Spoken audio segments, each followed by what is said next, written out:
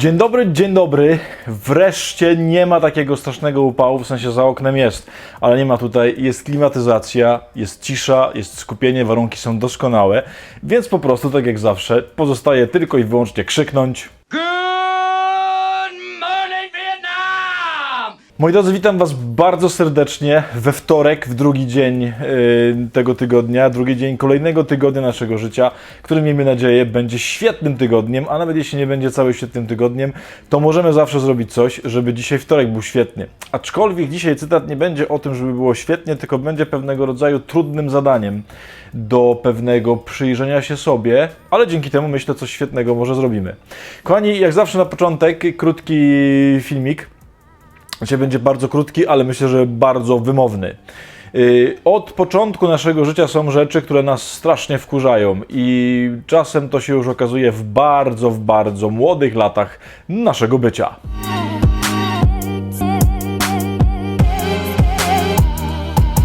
No bo w końcu ile można, nie? Ja tam tego małego rozumiem, no.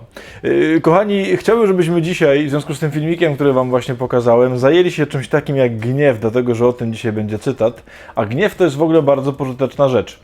Zanim się temu przyjrzymy, to oczywiście pewnego rodzaju zdanie, które będzie nam dzisiaj towarzyszyło przez cały ten dzień. Proszę posłuchajcie, o jakie zdanie mi chodzi. Wielkość człowieka poznasz po tym, co go złości. Moi drodzy, to jest cytat człowieka, który już się pojawił w naszych porannych spotkaniach, czyli chodzi mi o pana Abrahama Lincolna, ale myślę, że ten cytat w ogóle jest ważny i on rzeczywiście jest dużym odkryciem.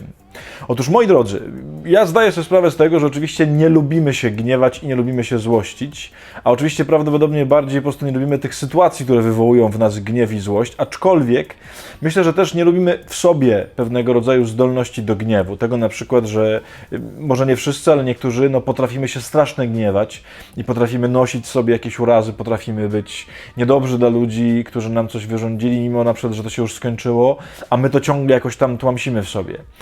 Kochani, tak jak ze wszystkim w życiu, gniew również można wykorzystać do czegoś dobrego. I chciałbym, żebyście dzisiaj zrobili przede wszystkim jedną rzecz. W sensie przyjrzeli się temu, co was gniewa. Nie wiem, jak to powiedzieć. Co was rozgniewuje? W sensie tego, co budzi wasz gniew.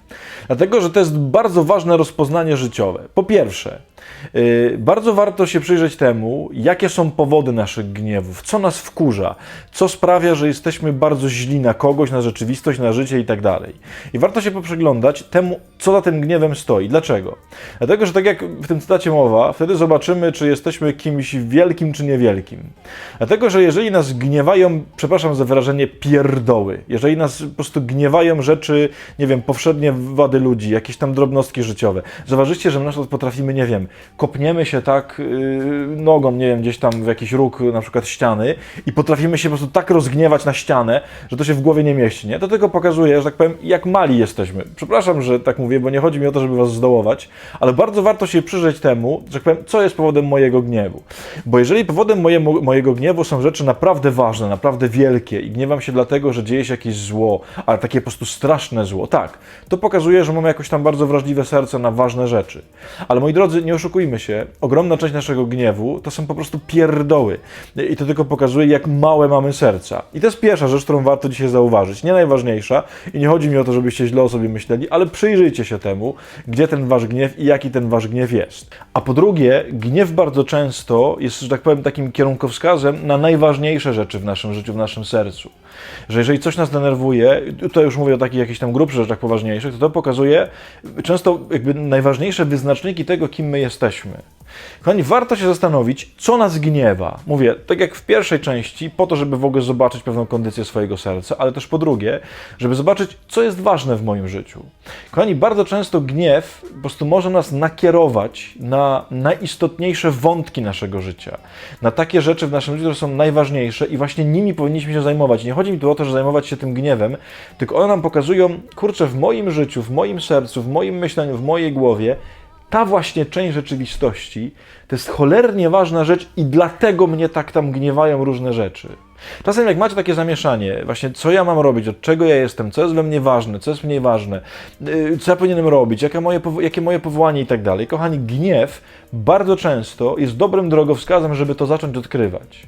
Mówiąc krótko, dzisiaj nie będzie jakiejś takiej prostej recepty, prostego cytatu, który macie do czegoś tam pchnąć i coś ci nagle otworzyć, tylko to jest dzisiaj zaproszenie do pewnego rodzaju przyjrzenia się sobie. Kochani, przyjrzyjcie się waszemu gniewowi, bo naprawdę gniew bardzo dużo o was mówi.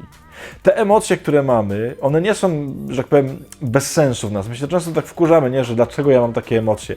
Czemu ja mam akurat takie, a nie inne stany emocjonalne? Słuchajcie, to jest od Pana Boga pomoc. To jest w ten sposób Pan Bóg również emocjami pokazuje nam, co jest ważne, co jest nieważne, co jest istotne w nas, co nie jest istotne. Poprzyglądajcie się dzisiaj swojemu gniewowi i tego, co was tak wnerwia. I zobaczcie, co jest w was. Może bardzo ważne.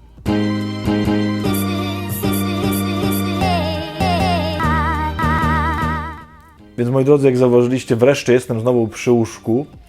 Oczywiście strasznie fajne były te wszystkie odcinki ostatnio, takie tam na wariata nagrywane na zewnątrz, ale trochę rzeczywiście trudno się wtedy skupić. Trochę mam wrażenie, że czasem w jakimś takim jeszcze większym niż zazwyczaj chaosie do was gadam. Udało mi się na kilka godzin wbić do tego pokoju dzięki Miguelowi. Opowiem wam o tym pewnie w jakimś tam vlogu w tym tygodniu może. Mam tu kilka godzin, więc ponagrywam trochę odcinków z różnych serii, takich spokojniejszych. Tych, gdzie trzeba trochę pogadać. Może dzięki temu będzie trochę lepszy odbiór, a ja przynajmniej sobie posiedzę trochę w chłodzie. Trzeba z tych paru godzin skorzystać, które mi dano. Kochani, tyle na dzisiaj. Mam nadzieję, widzimy się pewnie jutro rano w kolejnym odcinku, w 6 rano. Niech wasz dzień będzie świetny. Do zobaczenia. Życzę wam wszystkiego najlepszego. Pozdrawiam, z Bogiem. Pa!